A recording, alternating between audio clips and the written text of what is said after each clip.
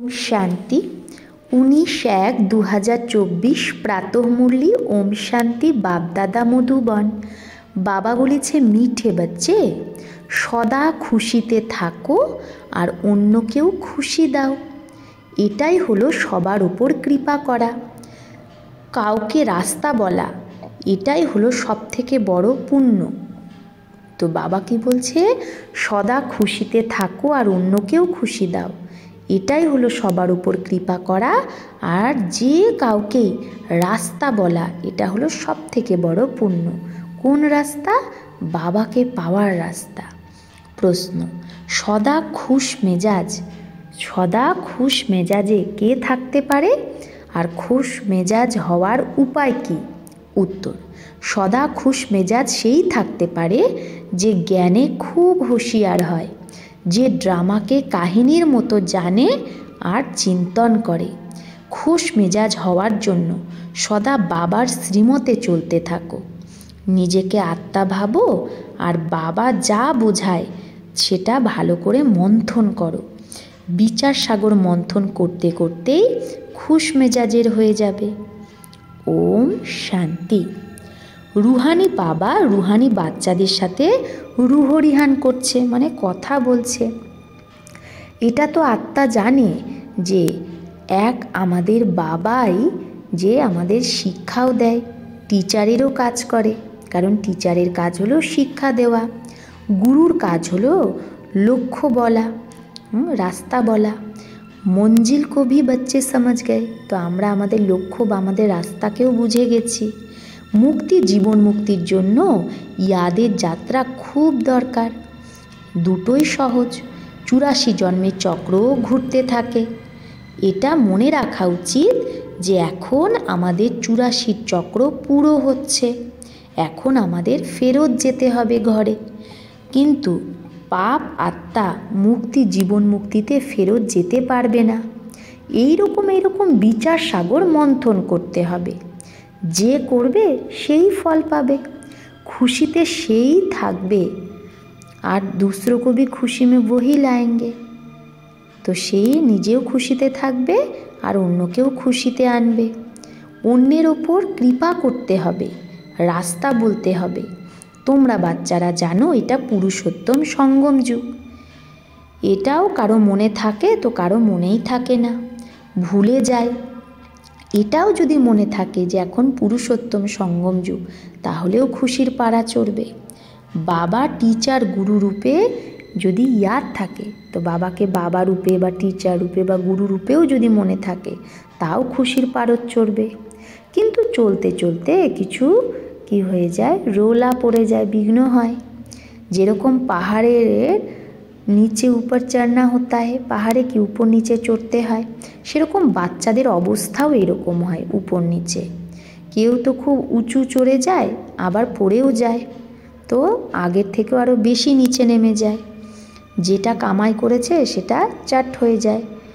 ভালে যতই দান পুণ্য করুক, কিন্তু তাও পুণ্য করতে করতে যদি পাপ করতে লেগে যায়, তো সব পুণ্য শেষ হয়ে যায়। সব থেকে বড় পুণ্য হলো বাবাকে স্মরণ করা। ইয়াদের দ্বারাই পুণ্য আত্মা হবে। যদি সঙ্গের রঙে ভুল করতে থাকে, তো আগের থেকেও আরও বেশি নিচে পড়ে যাবে। তখন সেই খাতা আর জমা হবে না, না ঘাটা হয়ে যাবে, মানে না হয়ে যাবে, একদম লোকসান হয়ে যাবে। পাপ কাজ করলে সব কিছু না হয়ে যায়, মানে লোকসান। অনেক পাপের খাতা চড়ে যায়।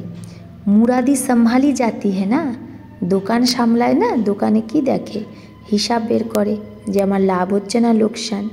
তো বাবাও বলে তোমাদের খাতা পুণ্যের ছিল, পাপ করলে সেটা আরও 100 গুণা পাপ হয়ে যায়, আরোই লোকসান হয়ে যায়।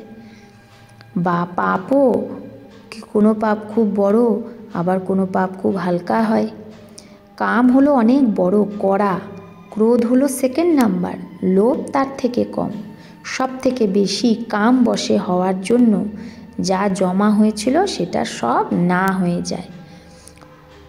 ফায়দে মানে লাভের বদলে লোকসান হয়ে যায়। সদ্গুরুর নিন্দক টিকতে পারে না, উঁচু পদ পেতে পারে না, বাবার হয়ে আবার ছেড়ে দেয়। কি কারণ হয়? বেশিরভাগেরই কামের চোট লাগে। এটা হলো কড়া দুশ্মন। তাই রাবণের ভূত বানিয়ে জ্বালায়। ক্রোধ লোভের ভূত বানায় না। কামের ওপরেই পুরো জিত পেতে হবে, তবেই জগৎ জিত হবে। ডাকেও আমরা যে রাবণ রাজ্যে পতিত হয়েছি, আমাদের এসে পাবন বানাও। গায় তো সবাই হে পতিত পাবন, হে পতিতকে পাবন বানানে বালা সীতা রাম তুমি এসো। কিন্তু অর্থ বোঝে না। এটাও জানে যে বাবা নিশ্চয়ই নতুন দুনিয়া স্থাপন করতেই আসবে, কিন্তু সেই টাইম দেনে সে, কিন্তু মানুষ ওই লম্বা টাইম দিয়ে দিয়েছে না, লাখ লাখ বছর, তাই ঘোর অন্ধকার হয়ে গেছে। তাই জ্ঞান আর অজ্ঞান আছে না। অজ্ঞান হলো ভক্তি, যার পূজা করে তাকেই জানে না, তো তার কাছে কি করে পৌঁছাবে? তাই দান পুণ্য আদি নিষ্ফল হয়ে যায়। খুব বেশি অল্পকালের জন্য কাক বিষ্টার সমান সুখ পায়, বাকি তো দুঃখই দুঃখ। এখন বাবা বলে মা মেকম ইয়াদ করো তো তোমার সব দুঃখ দূর হয়ে যাবে। এখন দেখতে হবে আমি কতটা ইয়াদ করি, যেটা পুরানো খতম হয়ে নতুন জমা হচ্ছে, যে আমি ইয়াদ করে কতটা পুরানো শেষ করে নতুন জমা করছি। কেউ তো কিছুই জমা করে না। সারা ব্যাপারটাই হলো ইয়াদের ওপর। ইয়াদ ছাড়া পাপ কি করে মিটবে বা কাটবে? পাপ তো অনেক আছে জন্ম জন্মান্তরের। এই জন্মের জীবন কাহিনী শোনালে অনেক জন্মের পাপ তো কাটবে না, না শুধু এই জন্মের পাপটা একটু হালকা হয়ে যাবে, বাকি তো মেহনত খুব করতে হবে। এত জন্মের যে হিসাব কিতাব আছে সেটা যোগের দ্বারাই চুক্ত হবে। বিচার করা উচিত যে আমার যোগ কতটা আছে। আমার জন্ম সত্যযুগের আদিতে কি হতে পারে? যে খুব পুরুষার্থ করবে সেই সত্যযুগের আদিতে জন্ম নেবে।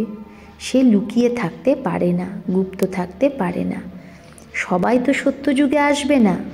লাস্টে এসে অনেকে অল্প পদও পাবে, অনেকে ত্রেতার লাস্টে জন্ম নিয়ে অল্প পদ পাবে। যদি প্রথমে আসেও তো নকরি করতে হে, মানে নকরি করতে হে মানে চাকর হবে। এটা তো কমন কথা বোঝার। তাই বাবাকে খুব ইয়াদ করতে হবে। তোমরা জানো আমরা নতুন দুনিয়ার জন্য বিশ্বের মালিক হতে এসেছি। যে ইয়াদ করবে তার নিশ্চয়ই খুব খুশিও থাকবে। যদি রাজা হতে হয় তো প্রজাও বানাতে হবে, না হলে কি করে বুঝবে যে আমি রাজা হব? যে সেন্টার খোলে সার্ভিস করে তারও কামাই হয়, তারও অনেক ফায়দা হয়, অনেক লাভ হয়, সেও তো ফল পায়। কেউ 3-4টে সেন্টারও খোলে না, যে যে করে এই খোলার মধ্যে যে যে সহযোগ করে তারও তো হিস্সা চলে আসে না, সেও তো এই ফল পাবে।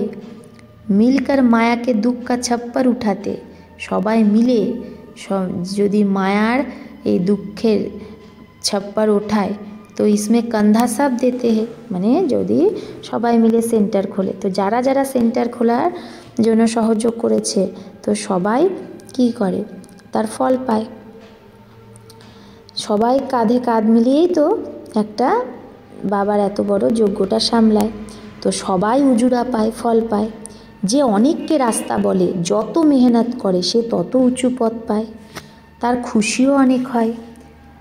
তো প্রত্যেকের বিবেক জানে যে আমি কতজনকে রাস্তা বলি, কতজনকে উদ্ধার করেছি। সব কিছু করার সময় তো এটাই না, বাবা বলছে ভাগ্য তৈরি করার সময় এটাই। খান পান তো সবাই পাবেই, খাওয়া দাওয়ার কোনো অভাব হবে না। বাবা বলছে তুমি সার্ভিস করো ঠিক পাবে। কেউ তো কিচ্ছু কাজই করে না, যেরকম মাম্মা কত সার্ভিস করেছে, সার্ভিসের দ্বারা উনকা বহুত কল্যাণ হয়ে গয়া, তাই না? সার্ভিস করে কতজনের কল্যাণ করেছে, তো তার ফলও তো সেও পাবে। তো এতেও সার্ভিস খুব চাই। যোগ কি ভি সার্ভিসে না, যোগটাও একটা সার্ভিস সেবা। কত ডিপ ডাইরেকশন বাবা দেয়। এখন তো আগে গিয়ে কি কি পয়েন্ট বেরোবে, দিন প্রতিদিন উন্নতি হতে থাকবে, নতুন নতুন পয়েন্ট বেরোবে। যে সার্ভিসে তৎপর থাকে সে ঝট করে পয়েন্টগুলো ধরে নেয়। যে সার্ভিস করে না তার বুদ্ধিতে কিচ্ছু বসে না। বিন্দিরূপ কী করে বুঝবে? তোমরা কাউকে জিজ্ঞেস করো আত্মা কত বড়, আত্মার দেশ কাল বলো তো কখনো বলতেই পারবে না। মানুষ পরমাত্মার নাম রূপ দেশ কাল জিজ্ঞেস করে, আর তোমরা আত্মার জিজ্ঞেস করো তো কনফিউজড হয়ে যাবে, কেউ জানে না। আত্মা এত একটা ছোট্ট বিন্দি যার মধ্যে এত সারা পার্ট ভরা আছে। এখানেও অনেকে আছে যারা আত্মা পরমাত্মাকে জানেই না, শুধু বিকারে সন্ন্যাস করেছে, সেটাও কামাল। সন্ন্যাসীদের ধর্মই আলাদা। এই জ্ঞান তোমাদের জন্যই। বাবা বোঝায় তোমরা পবিত্র ছিলে, আবার অপবিত্র হয়েছ, এখন আবার পবিত্র হতে হবে। তোমরাই 84 চক্র লাগাও। দুনিয়ায় একটুও এই কথাগুলোকে কেউ জানে না। জ্ঞান আলাদা, ভক্তি আলাদা। জ্ঞান তো আমাদের উপরে চড়ায় আর ভক্তি নিচে নামায়, তো রাত দিনের পার্থক্য হলো না। মানুষ ভালে যতই নিজেকে বেদ শাস্ত্রের অথরিটি ভাবুক, কিন্তু কিছুই আসলে জানে না। তোমরাও এখনই এইসব জেনেছ। তোমাদের মধ্যেও সবাই একই রকম না, নাম্বার ওয়ার। ভোলার কারণেই খুশি গুম হয়ে যায়। যদি জ্ঞান ভুলে যায়, বাবাকে ভুলে যায়, তাহলে খুশিও হারিয়ে যায়। না হলে অথা খুশি থাকা উচিত। বাবার কাছ থেকে তোমরা এই বর্ষা পাচ্ছ, বাবা সাক্ষাৎকার করায়, কিন্তু সাক্ষাৎকার করলে কিন্তু শ্রীমতে চললে না, তাহলে কী লাভ সাক্ষাৎকার করে? বাবাকে দুঃখেই সবাই ডাকে, বাবাকে বলে লিবারেটার, হে রাম, হে প্রভু বলে না, কিন্তু সে কে জানে না। ভক্তিতে কেউ এরকম বলে না যে নিজেকে আত্মা ভেবে বাবাকে ইয়াদ করো, একদমই না। যদি এরকম বলতো তাহলে তো সেটা পরম্পরা ধরে চলে আসতো। ভক্তি তো পরম্পরা থেকেই চলে আসছে না। ভক্তি তো অথা, কিন্তু জ্ঞান হলো একটা। মানুষ ভাবে ভক্তির দ্বারাই ভগবানকে পাওয়া যায়, কিন্তু কিভাবে, কবে, এটা জানে না। ভক্তি কবে শুরু হয়, কে বেশি ভক্তি করে, এটা কেউ জানে না। 40,000 বছর और ভক্তি করতে रहेंगे, আরও 40,000 বছর ধরে কি মানুষ ভক্তি করতে থাকবে? একদিকে মানুষ ভক্তি করছে আর একদিকে তোমরা জ্ঞান পাচ্ছ। মানুষের কাছে কত মাথা মারতে হয় এই জ্ঞানটা বোঝানোর জন্য। এত প্রদর্শনী করো, তাও কোটির মধ্যে একজনই বেরোয়। কতজনকে আপ সমান বানিয়ে নিয়ে আসে। সত্যিকারের ব্রাহ্মণ কত, এই হিসাব তোমরা এখন বের করতে পারবে না। অনেক ঝুটা বাচ্চাও আছে। ব্রাহ্মণ লোকরা তো কথা শোনায়, বাবা গীতার কথা শোনায়, তোমরাও শোনাও। যেরকম বাবা সেরকম বাচ্চা। বাচ্চাদের কাজই হলো সত্যিকারের গীতা শোনানো। শাস্ত্র তো সবার আছে, বাস্তবে যত শাস্ত্র আদি আছে এগুলো সব ভক্তি মার্গের। জ্ঞানের পুস্তক একটাই, গীতা। গীতা হলো মাই বাপ, বাবাই এসে সবার সদ্গতি করে। মানুষ আবার এই রকম বাবাকে গ্লানি করে। শিব বাবার জয়ন্তী হলো হিরে তুল্য, উঁচু থেকে উঁচু ভগবানই সদ্গতি দাতা। বাকি আর কারো মহিমা কি করে হতে পারে? দেবতাদের মহিমা করে, কিন্তু দেবতাকে যারা যে বানায় সেটা তো এক বাবাই। আমাদের কনস্ট্রাকশানও হয় তো ডিস্ট্রাকশানও হয়। অনেকে আছে যারা কিচ্ছু বোঝাতে পারে না, তাহলে তোমরা স্থূল কাজ করো, স্থূল সেবা করো। মিলিটারি মে সব কাম করনে वाले होते हैं। মিলিটারির মধ্যে সব ধরনের কাজই করে। কেউ হয়তো রান্না করে, কেউ অন্য কাজ করে, তাই না? তাই বাবা বলছে আমাদেরও তো এটা রুহানি মিলিটারি আমরা। তো কেউ যদি জ্ঞান বোঝাতে না পারে তাহলে সে স্থূল সেবা করো, বাসন মাজো, ঝাড় দাও। বলা হয় না, পড়ে কে আগে আনপড়ে কো ভারী ঢোনি পড়ে। যে এখানে ভালো করে পড়বে তাহলে তার প্রজা হতে হবে কাকে? তার চাকর বাকর হতে হবে কাকে? যে এখানে পড়বে না তাকে ভারী ঢোতে হবে, মানে তার মাল বোঝাই করতে হবে। মাম্মা বাবা যা করে তাদের কাছ থেকে শেখো, তোমরাও বুঝতে পারো অনন্য বাচ্চা কে। বাবার কাছে জিজ্ঞেস করলে বাবাও নাম বলে দেবে যে অমুককে ফলো করো। যে সার্ভিসেবল হয় না সে অন্যকে কি শেখাবে? সে তো আরোই টাইম ওয়েস্ট করে দেবে। বাবা বোঝায় নিজের উন্নতি করতে চাও তো এখানেই করতে পারো। চিত্র রাখা আছে, আমরা 84 জন্ম কি করে নিয়েছি এগুলো এখন আমরা বুঝেছি। তুমি যদি বোঝো তাহলে অন্যকেও বোঝাও। কত সহজ, এই রকম হতে হবে। কাল এর ভক্তি করতাম, আজ করি না, নলেজ পেয়ে গেছি। এইরকম অনেকে এসে নলেজ নেবে। যত তোমরা सेंटर का जास्ती घेराव डालेंगे तो बहुत आकर समझेंगे। তাই বাবা বলছে যত তোমরা এরকম সেন্টার তৈরি করতে থাকবে তত অনেকে এসে বুঝবে, শুনলে তাদেরও খুশির পারদ চড়বে। নর থেকে নারায়ণ হতে হবে, সত্যিকারের সত্যনারায়ণের কথাও এটা। তাই বাবা বলছে ভক্তির দ্বারা তো মানুষ নিচেই নেমে এসেছে, তারা জানেই না জ্ঞান কী জিনিস। তোমাদের বেহদের বাবা যথার্থ বোঝাচ্ছে। বাবা বলে কাল তোমরাদেরকে আমি রাজত্ব দিয়েছিলাম, আবার তোমরা সেই রাজাই কোথায় ফেলে রেখেছো, তোমাদের রাজাই কোথায় গেল, এখানে তো তোমরা এগুলো নিজেরাই জানো। তাই বাবা বলে এটা তো খেলা, এক বাবাই আছে যে সারা খেলার রাজ আমাদের বলে। আমরা বলি বাবা তুমি তো ড্রামার মধ্যে বাধা, তোমাকে আসতেই হবে পতিত দুনিয়া আর পতিত শরীরে। ঈশ্বরের অনেক মহিমা করে মানুষ। বাচ্চারা বলবে বাবা আমি তোমাকে ডেকেছি তো তোমাকে আসতেই হয়েছে আমাদের সার্ভিস করার জন্য, অথবা আমাদের পতিত থেকে পাবন বানানোর জন্য। কল্পে কল্পে আমাদের সেই দেবতা বানিয়ে তুমি চলে যাও। এটা যেরকম একটা কাহিনী, যে হুঁশিয়ার হয় তার জন্য তো এটা একটা কাহিনী। তোমাদের বাচ্চাদের খুশ মেজাজ হওয়া উচিত। বাবাও ড্রামা অনুসারে সার্ভেন্ট হয়েছে, তো বাবাও তো এখন বলে না যে আমি তোমার দাস সার্ভেন্ট। বাবা বলে আমার মতে চলো, নিজেকে আত্মা ভাবো, দেহ অভিমান ছাড়ো, নতুন দুনিয়ায় তোমরা নতুন শরীর পাবে। বাবা যা বোঝায় সেটা ভালো করে মন্থন করো, বুদ্ধি দিয়ে বোঝো আমরা এসেছি এই লক্ষ্মীনারায়ণ হওয়ার জন্য। এম অবজেক্ট সামনে দাঁড়িয়ে আছে, ভগবানও বাজ। মানুষ ভগবানকে মানুষ ভেবে নেয় বা নিরাকার বলে। তোমরা আত্মারা তো সব নিরাকারই, শরীর নিয়ে পার্ট বাজাও। বাবাও পার্ট বাজায়। যে ভালো সার্ভিস করবে তারই নিশ্চয় হবে যে আমরা মালার দানা অবশ্যই হব। নর থেকে নারায়ণ হতে হবে। ভগবান পড়ায় তো ভালোভাবে পড়া উচিত, কিন্তু মায়ার অপোজিশন খুব হয়, মায়া তুফाने নিয়ে আসে। अच्छा मीठे मीठे सिकिलधे बच्चों प्रति माता पिता बाप दादा का याद प्यार और गुड मॉर्निंग। रूहानी बाप की रूहानी बच्चों को नमस्ते। हम रूहानी बच्चों की रूहानी माता पिता बाप दादा को याद प्यार गुड मॉर्निंग और नमस्ते नमस्ते नमस्ते। शुक्रिया बाबा, आपको लाख लाख शुक्रिया।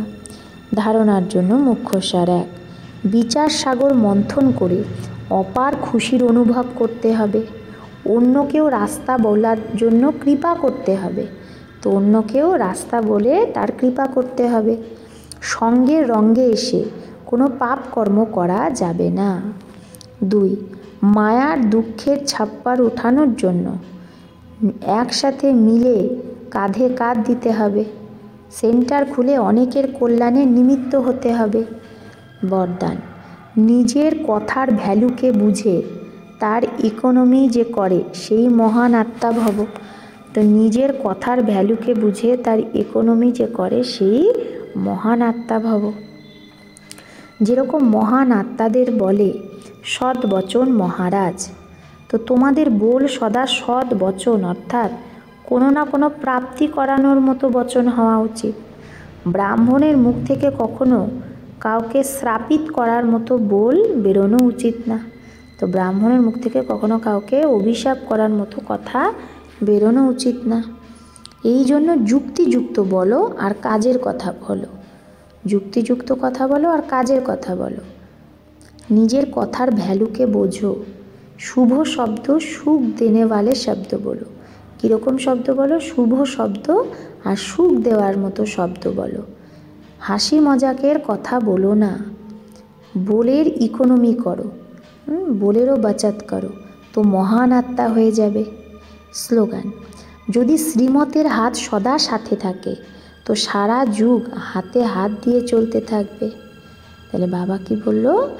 যদি শ্রীমতের হাত সদা সাথে থাকে, যদি আমরা সদা শ্রীমতে চলি তাহলে সারা যুগ হাতে হাত দিয়ে আমরা চলতে থাকব। কার হাতে হাত? বাবার হাতে হাত দিয়ে এই সারা যুগ আমরা চলব, সারা সঙ্গম যুগ। অব্যক্তি সাইলেন্স দ্বারা ডবল লাইট ফরিস্তা স্থিতির অনুভব করো।